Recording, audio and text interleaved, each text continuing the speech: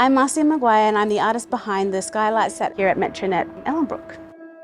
I was invited to work on this project with Marcia, and it's a real honour to work with Marcia because she has such a long connection to this place and has so much knowledge about the history and the Indigenous stories of this place. That's my favourite one. We first started off with the idea of what the stories are about, and we wanted it to connect to the place here, specifically to Ellenbrook, which is also, we call in Noongar, which means place of looking.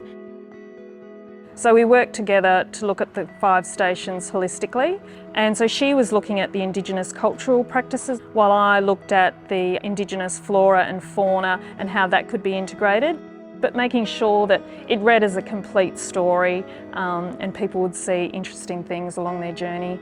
And so you'll see in the patterns just lots of traditional patterns that we have, and also inspired by nature itself, the lines on the bark or a gum nut or a leaf, you'll see very subtly just using those patterns and reflecting between the two of traditional artwork and also the artwork of our nature. It was quite a large skylight, and also it's way overhead, the light's coming through, so there's a lot of opportunities for shadow play on the floor levels. And there was really an opportunity there to do something quite unique as the light changes during the day. Different times of day you're going to see the shadows moving across the floor. It'll even be shadows across people as they're walking through, and you'll see it in different ways throughout the day. And each station you'll see little snippets. It's something I had never done before, so working with Penny really helped me. She guided me in how to make sure that the scale of the tiny little dots that I do would reflect as easily and nicely in the skylight itself.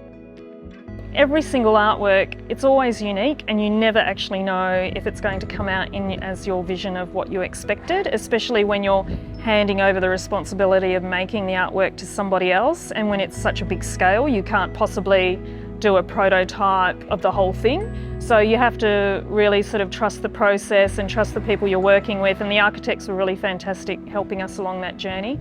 But also, you know, it's just so exciting when you see it and you see it works. It's a big relief for everyone, but I'm really proud of how it's all come about and how it's looking at the moment.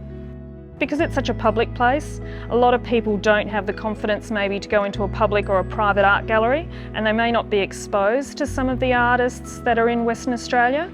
So this is a really fantastic way to showcase some of the incredible West Australian artists that we have, and for it to be part of people's everyday life and people who wouldn't ordinarily look at art.